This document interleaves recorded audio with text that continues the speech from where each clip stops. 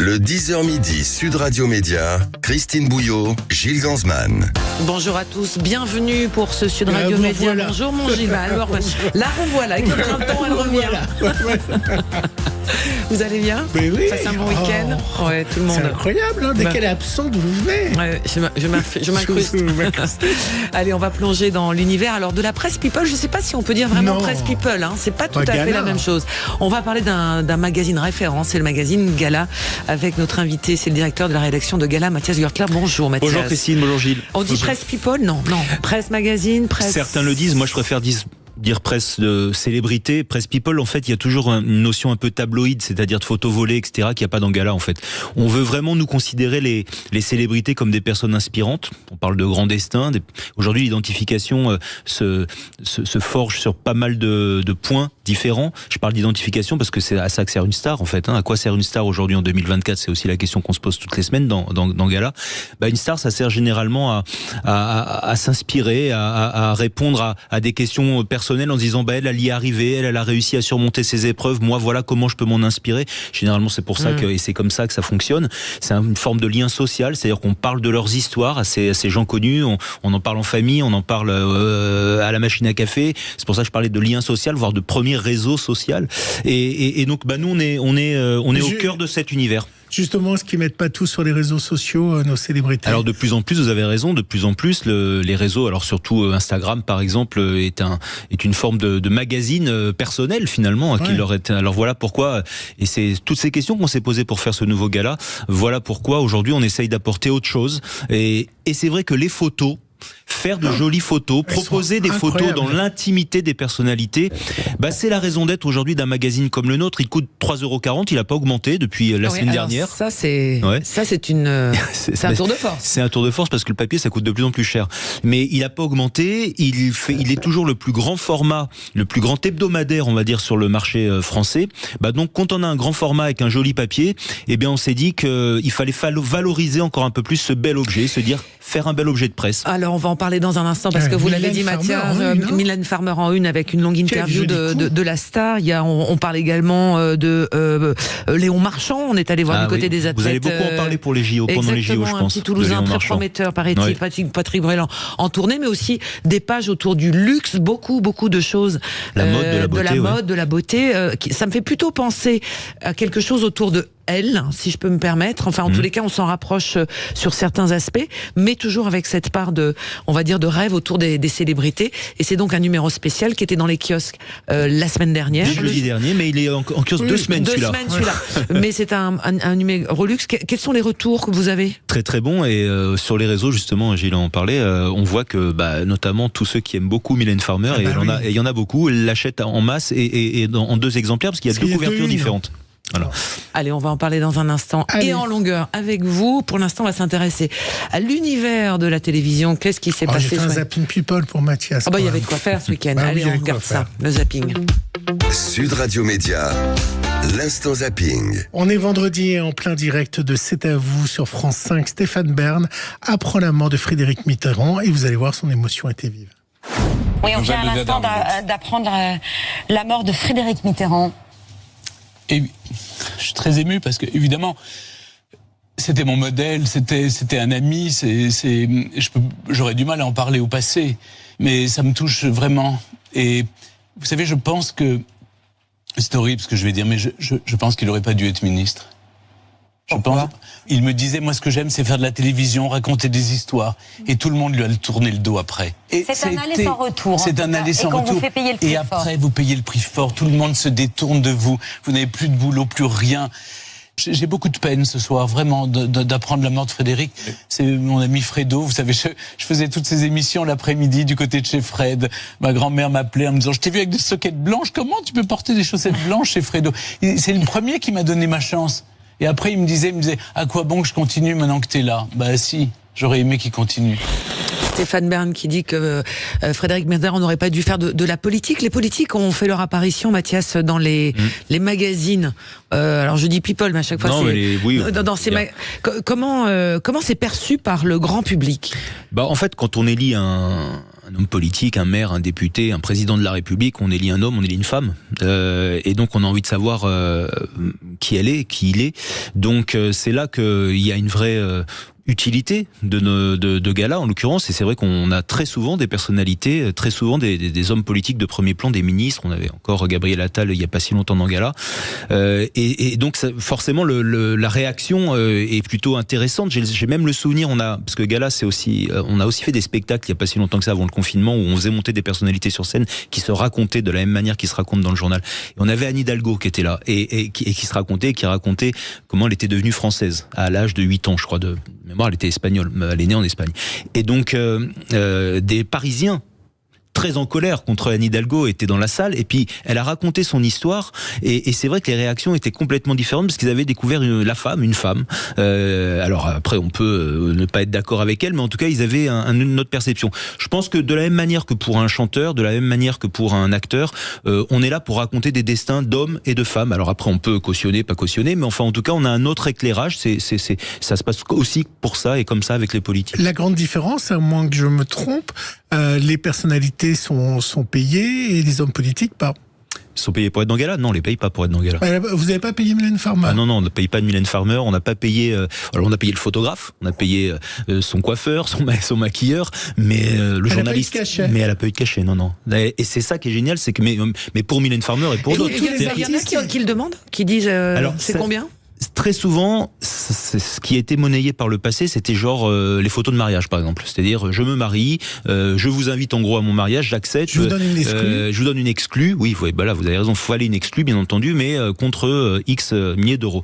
Bon, d'abord, aujourd'hui, ça se pratique de moins en moins, puisque vous le disiez tout à l'heure, il y a Instagram, il y a ce type de médias sociaux, et les artistes le diffusent eux-mêmes parce qu'ils y ont un intérêt personnel. Hein. Ils vont augmenter leur nombre de followers, voire augmenter leur nombre de partenariats derrière.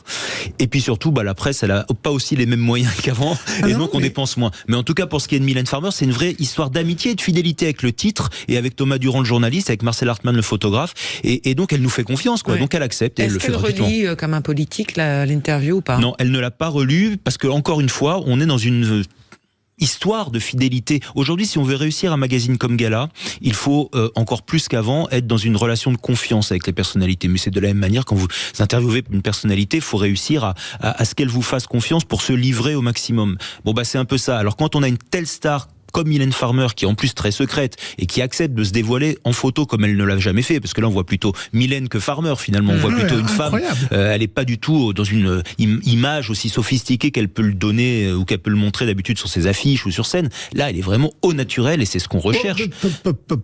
Elle est au naturel. Ah non, il n'y a pas de retouche, il y a du maquillage. Bien sûr, mais je peux vous assurer, vraiment, je vous le dis, et vraiment, je vous le dis, croisez-la dans la rue, vous constaterez, vous direz certainement, Mylène Farmer a l'air vraiment d'avoir 25 ans, oui, je l'ai pas, peut-être, mais pour autant, non, elle est bien sûr qu'il y a ce qu'on appelle des retouches de courtoisie, entre guillemets, c'est-à-dire des retouches où on homogénise l'image, la chromie, mais on lui a pas refait le visage, on lui a pas refait le nez, on l'a pas aminci, elle est vraiment comme ça. Et d'ailleurs, puisque les photos ont été faites en Normandie, dans une maison que nous avions louée sur les plages de Normandie, des gens sont passés. Alors il y en avait peu parce qu'il faisait froid, et c'était il y a 2 semaines, et qu'il était tôt, c'était un lundi matin, mais pour autant des gens l'ont croisé, et c'est vrai que le photographe me disait les réactions étaient celles que vous avez eues en regardant les images. Ouais. Incroyable. Et c'est dommage, parce que une qui est spécialiste des retouches photos, c'est Kate Middleton. Londres est désormais spécialiste là pour le coup. Spécialiste. Londres est sous le choc, assis sur un banc face à son peuple. Kate Middleton, en gros plan, a enfin confié sa vérité, qu'elle avait un cancer, qu'elle avait subi une chimiothérapie. Et évidemment, les Anglais étaient dans la compassion, mais également sous le choc, comme l'a constaté le journaliste du 13h de France 2. Kate, qui avait totalement disparu de la vie publique depuis une opération de chirurgie abdominale en janvier, est sortie de sa réserve hier soir, dans une vidéo diffusée simultanément à la télévision et sur les réseaux sociaux. L'opération s'est déroulée avec succès. Toutefois, les examens effectués après l'opération ont révélé la présence d'un cancer. Mon équipe médicale m'a donc conseillé de suivre une chimiothérapie préventive, et j'en suis aujourd'hui au premier stade de ce traitement. Je suis très touchée. J'ai moi-même eu un cancer à 35 ans. C'est une période difficile pour tout le monde. C'est vraiment bouleversant. Elle est si jeune. J'espère qu'elle va s'en remettre. Mais avec le roi atteint d'un cancer lui aussi, c'est un vrai choc, n'est-ce pas? C'est tellement triste. On entend ça dans notre propre famille et on s'imagine que ça ne fera pas les célébrités, mais si. On en parlera après la on va pub faire le point sur de Kate Middleton, mais après la pub, parce qu'on a pris un peu de retard. Ce week-end avait lieu également le SIDAction et sa grande soirée sur France 2. Alors il y a eu un message émouvant de Lynn Renaud qui pense que c'est son dernier message. Elle est là depuis 30 ans aux côtés des malades. Elle espère de voir de son vivant une victoire finale. Si à un âge, je vais avoir bientôt 96 ans, où l'on compte ses jours. Pourtant, je suis sereine, car je sais que demain, vous prendrez ma suite jusqu'à la victoire finale. C'est le combat de ma vie. Vous pouvez continuer à donner, très émouvant, on en parlera aussi tout à l'heure. Vous pouvez continuer à donner en téléphonant au 110 jusqu'au 12 avril pour le SIDAction. Pour finir, nous sommes le 29 avril 2011 et le 29 avril 2011, il arrivait au mariage de Kate Middleton. C'est Sir Elton John qui a toujours aimé les princesses, bon, un petit peu les princes aussi. Il fête aujourd'hui ses 77 ans. Alors une petite archive où il chante Happy Birthday à un de ses musiciens, puis après je vous ai mis Blue Eyes pour vous.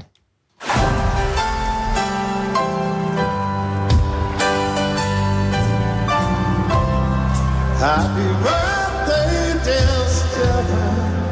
Happy birthday to you. Yeah, baby. Bon, immense artiste. Hein. Ouais, 77 ans. Ouais. Vous l'avez déjà eu dans Gala ? Ouais, avec son mari et ses enfants. Ah notamment. Oui, ça a été un des premiers à médiatiser sa relation avec son mari, et avec ses enfants, et à faire avancer le débat, à faire avancer aussi les choses, la société. Et c'est en ça aussi que c'est une célébrité. Allez, on continue de parler du magazine Gala, cette nouvelle formule, ce nouveau site internet aussi, on va parler de Gala. Et le nouveau propriétaire. En tous les cas, ça cartonne aussi sur les réseaux sociaux, Gala. On va voir les chiffres absolument impressionnants. On en parle dans un instant avec notre invité. À tout de suite sur Sud Radio. Le 10h midi, Sud Radio Média, Christine Bouillot, Gilles Gansman. Radio Média, l'invité du jour. L'invité du jour, j'allais dire, le directeur de la rédaction de Gala, Mathias Gürtler. Alors juste avant la pause, on parlait de Kate Middleton, c'est quand même l'information people en tous les cas des grands de ce monde. Je lisais par exemple que une heure après la vidéo de la princesse de Galles annonçant son cancer, cette vidéo a été vue 32 millions de fois à travers le monde. Je dis ça parce que pour vous, Gala, le digital, c'est devenu quelque chose de crucial. Vous êtes un des sites majeur sur TikTok. Oui, alors on est le 3e compte média au monde sur TikTok, c'est-à-dire que devant nous il y a ESPN qui est un network américain avec des images de sport, il y a Nickelodeon, pareil autour des images pour enfants, et puis il y a Gala, c'est-à-dire que sinon il n'y a personne d'autre en termes de médias, je veux dire de compte média.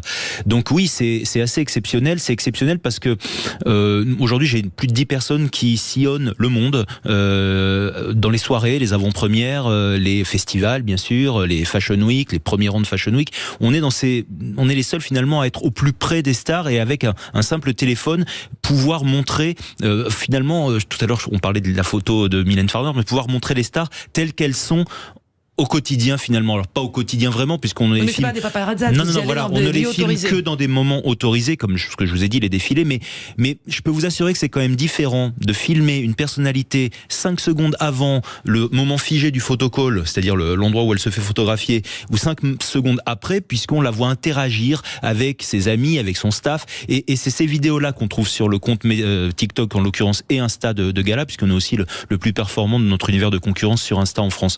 Donc aujourd'hui, oui, c'est un véritable levier. Alors, les 10 millions 400 000 même qui nous suivent sur TikTok vont pas se ruer demain pour acheter le magazine, puisqu'ils n'ont pas forcément le même âge que nos lectrices du magazine. Nos lectrices du magazine, elles ont entre 45 et 65, voire plus. Et sur TikTok, elles ont entre 18 et 25. Mais pour autant, c'est important. Et ça vous rapporte de l'argent ? TikTok et Instagram? Bien sûr, il y a un vrai modèle économique qui se met en place parce que c'est avec une telle caisse de résonance quand telle ou telle marque organise un défilé, par exemple, faire venir Gala ou avoir un partenariat avec les équipes de Gala, c'est-à-dire bénéficier, nous donner des accès privilégiés et bénéficier du coup d'une caisse de résonance, d'une visibilité accrue, du coup c'est de la même manière qu'avant certaines marques prenaient une page de publicité dans le magazine, c'est le même process. Est-ce que les rois et les reines vendent encore? Est-ce que la prochaine une, c'est Kate Middleton? Énormément, et ça on le constate de plus en plus, alors bien sûr dans le magazine, mais aussi sur TikTok. Dernière fois, j'ai envoyé un de mes journalistes suivre Harry et Meghan qui organisaient un événement à Hambourg, on l'a vu les vidéos, on fait plus de 70 millions de vidéos vues, donc bien sûr que ça passionne parce que là encore on est à la fois dans la tradition, dans les grandes dynasties, les Windsor, mais aussi ils ont complètement modernisé l'approche dans la communication, moderniser l'approche dans la manière de se vêtir, donc ça intéresse. Et ça passionne même les gens. Et puis il faut dire qu'en plus la famille Windsor, c'est un feuilleton. C'est The Crown en temps réel. Oui, voilà, c'est ça, les rebondissements. Et malheureusement, même quand il s'agit de maladies, comme vous avez pu le raconter avec Kate vendredi dernier, oui, ça intéresse. Mais je parlais d'identification, c'est intéressant que dans la vidéo qu'elle a postée vendredi, qu'elle avait en fait enregistrée 2 jours avant, à la fin, elle s'adresse aux gens. Oui. Et elle dit vous n'êtes pas seul, ou vous ne serez pas seul. Elle est devant un parterre de tulipes, c'est subliminal. J'ai lu ça. Je me suis intéressée à la chose. Elle est sur un banc. Elle est sur un banc et derrière ce sont des tulipes, des jonquilles. Des jonquilles qui sont la fleur du cancer, contre le cancer. Voilà. Mais donc, ça sera votre une? Forcément qu'on va en parler en une. J'y vais d'ailleurs après vous. Je vais faire le bouclage puisqu'on sort jeudi, mais on boucle lundi après-midi. Et oui, on va en parler bien entendu parce que c'est quelque chose qui c'est un événement qui marque tout le monde. Après notre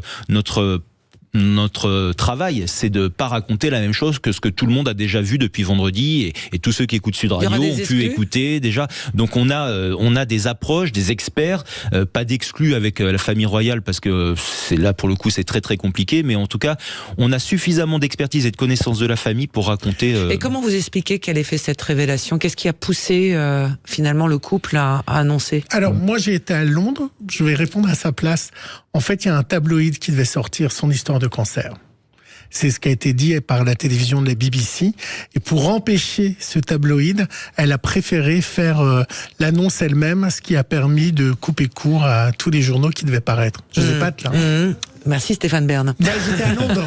L'histoire entre la famille Windsor et les médias, et notamment les paparazzi ou les tabloïds, on se souvient tous de ce qui s'est passé avec Diana, les incite à être plus que vigilants à ce sujet. Oui. Est-ce que justement autour de ça, elle a appelé au respect de sa vie privée? Est-ce que vous pensez, compte tenu de votre connaissance, est-ce que ça va marcher? En tout cas, les Anglais, je les trouve particulièrement soft par rapport à ce qui a pu se passer notamment avec Diana ou même plus récemment avec Harry.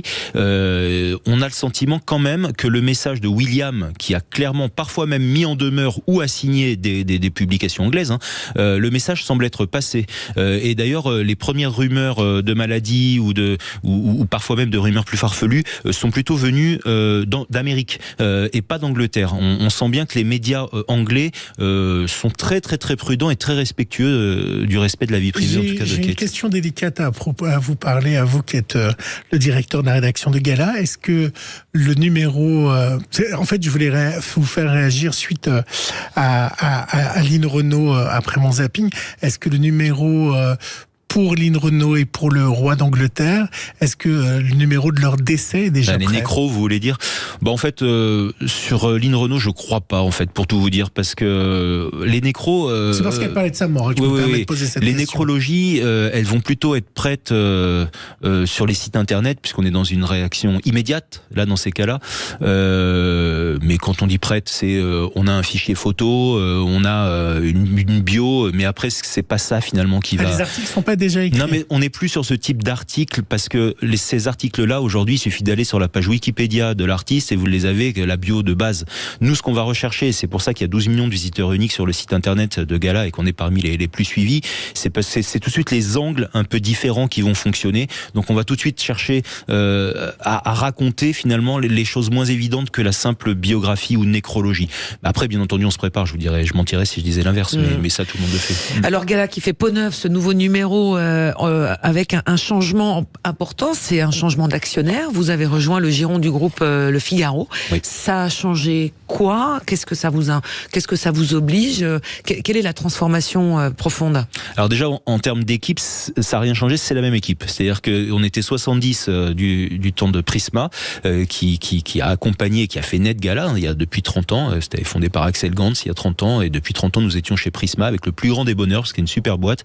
Et la Commission européenne a ordonné la vente de Gala à Vivendi, l'actionnaire de Prisma, parce qu'il voulait racheter Lagardère et donc Paris Match, et il ne pouvait pas, selon la Commission européenne, avoir et Paris Match et Gala dans le même groupe, c'est-à-dire dans le groupe Vivendi. Donc, c'était mis en vente. Ça, c'était à peu près il y a un an. Alors, je vous cache pas que c'était un choc pour l'équipe, un choc pour moi aussi. Moi, ça fait 15 ans que j'y suis. Donc, on s'est demandé à quelle sauce on allait être mangé finalement, ou qui allait racheter Gala. Donc, il y a eu une période un peu de crainte, et puis très rapidement, au début de l'été, on a su que ce serait le groupe Figaro. Et là, il y a eu beaucoup de soulagement poussé par la rédaction, à tel point que toute la rédaction a suivi. Aucun journaliste n'a pris la clause de cession. Vous savez qu'un journaliste, quand on change d'actionnaire, peut décider de partir avec une indemnité.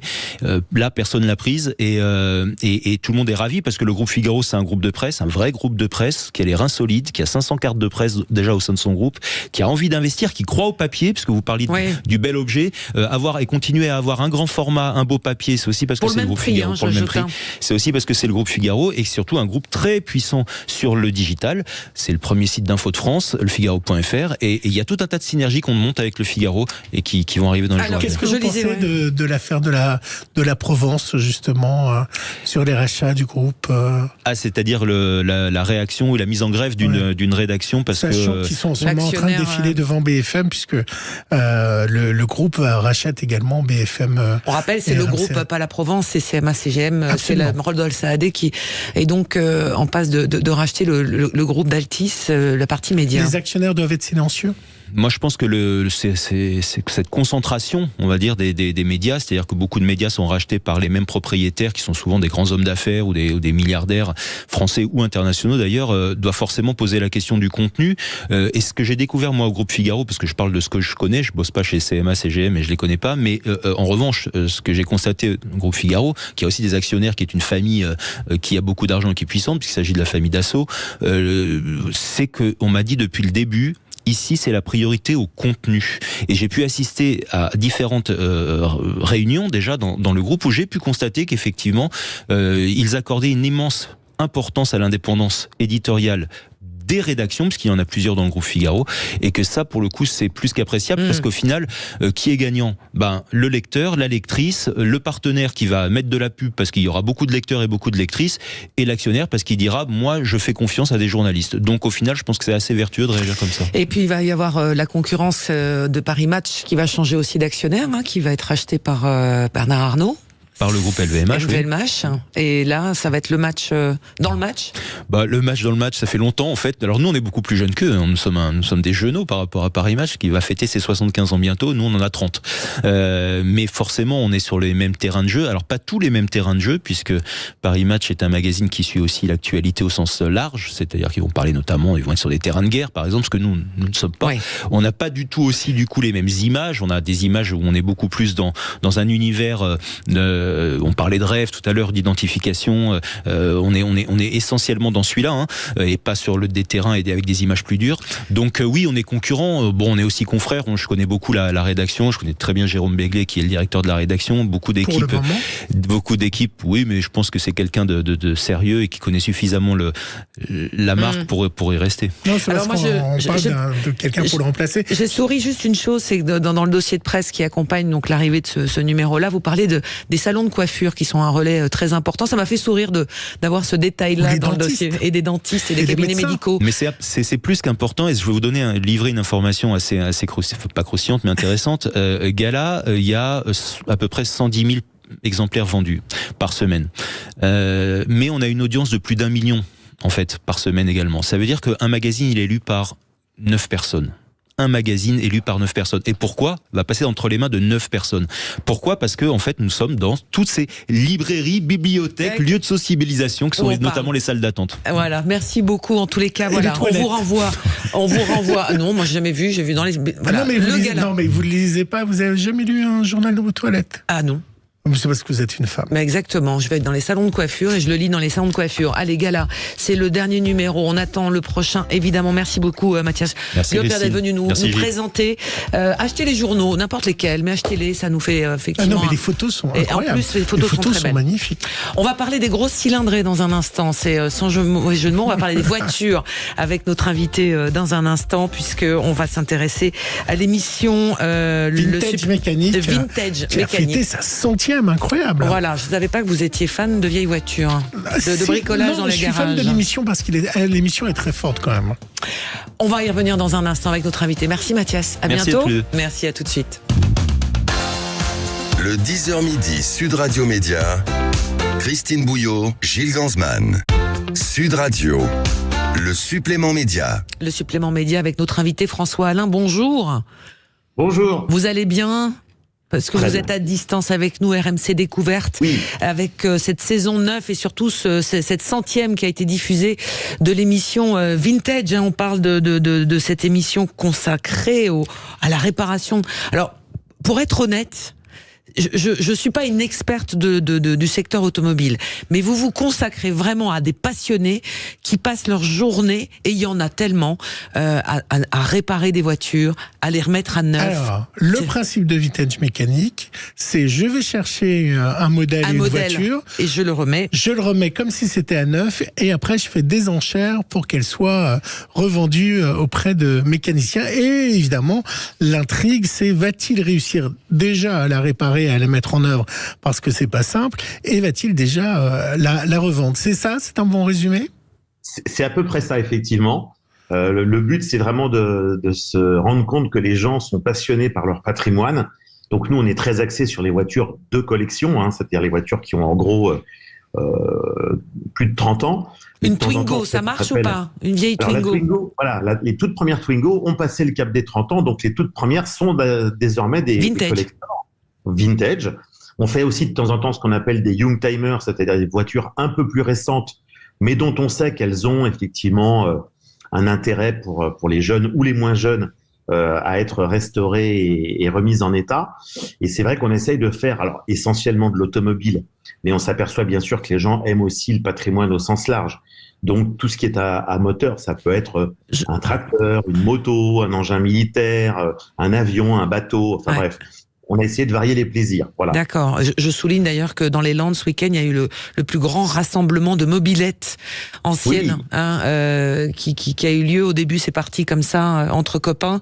Et aujourd'hui, c'est devenu un événement où il y a des centaines d'amoureux de mob. Les meules.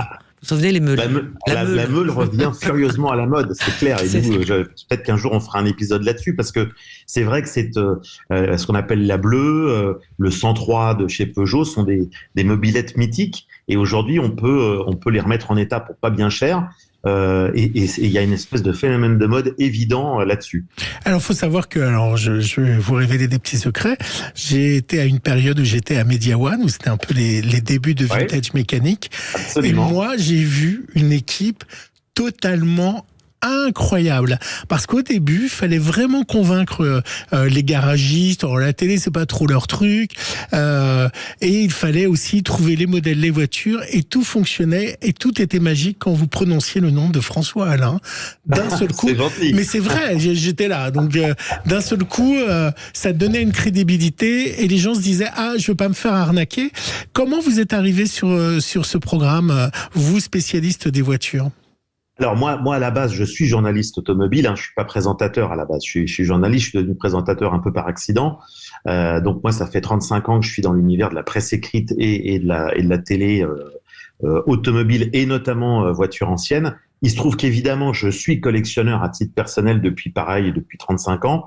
Donc, quand j'ai su qu'une émission était en cours de création sur la restauration de voitures de collection, évidemment, je suis allé passer le casting. Ah, c'est un casting, tout simplement? Oui, ça est produit par casting et donc, il se trouve qu'ils m'ont choisi moi. J'avais la chance d'avoir fait de l'antenne déjà sur différentes chaînes de télé, notamment M6, avec Dominique Chapat. Entre autres, et donc c'est vrai que j'avais ce plus, et le fait d'être journaliste de presse écrite, d'avoir écrit des bouquins et d'avoir fait déjà pas mal de papiers faisait que j'avais évidemment peut-être un petit plus par rapport à d'autres, mais j'étais pas le seul en lice, évidemment. Alors, félicitations, parce que ce numéro, pour cette 100e, a fait un carton d'audience avec une voiture mythique, hein. Alors, on voulait faire un véhicule inhabituel, évidemment, pour marquer le 100e épisode.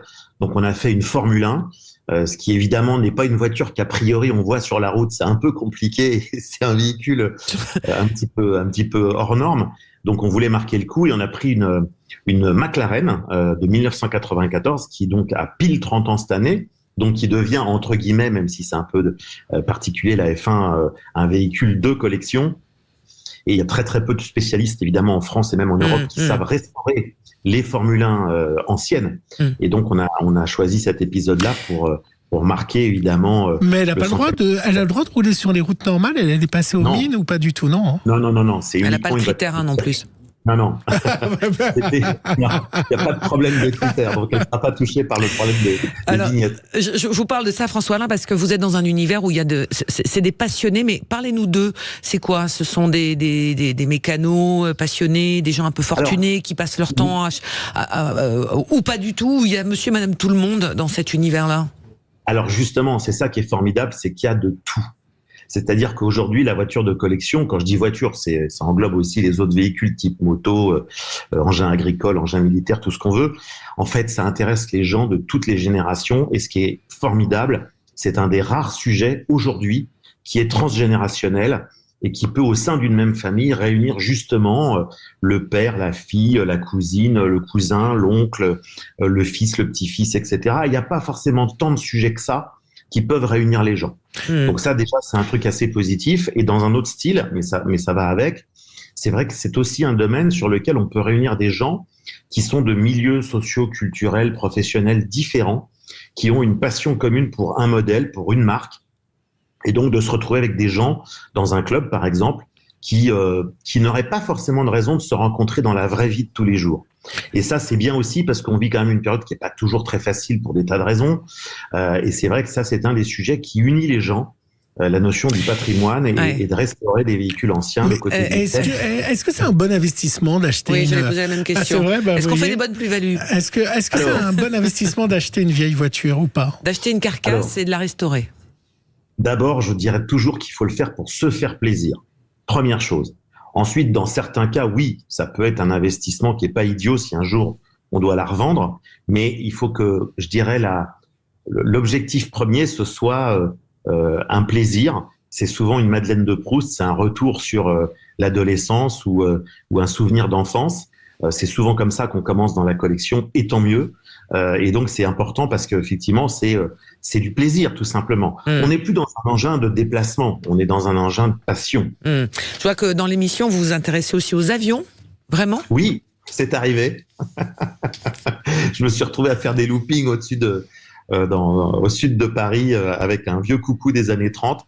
Et j'avoue que c'était une expérience que je n'aurais ratée pour rien au monde. Qu'est-ce que vous pensez de la nouvelle R5 électrique? Et est-ce que l'électrique est la mort en fait de tous ces mécanos et de vos passions? Est-ce que dans 10-15 ans, finalement, si on se projette un petit peu, Vintage Mécanique ne pourra pas exister durablement? Et est-ce que vous êtes triste pour tous ces mécanos?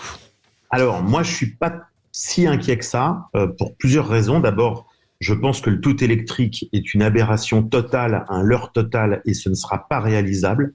Donc je pense que l'électrique, qui est un mode de fonctionnement très pertinent pour certains cas de figure, comme par exemple rouler en ville, des petits véhicules de livraison, des scooters, tout ça c'est très très bien en électrique.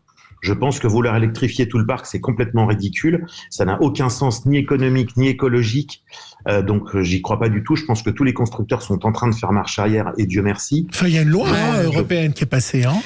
Ouais, je sais. Mais bon, l'Italie recule, l'Allemagne recule, la France va reculer aussi, c'est évident. Je pense que l'électrique est une des solutions, mais ça n'est pas la solution, certainement pas. Vous la trouvez pas belle, la R5 ? Gilles ? Alors, comment vous la trouvez ? Ou est-ce que vous préférez la vraie R5 ? J'allais dire la vraie R5 parce que c'était ma première voiture. C'est vrai ? Oui, c'était ma toute première voiture. Non, mais je pense que les le bruit du moteur.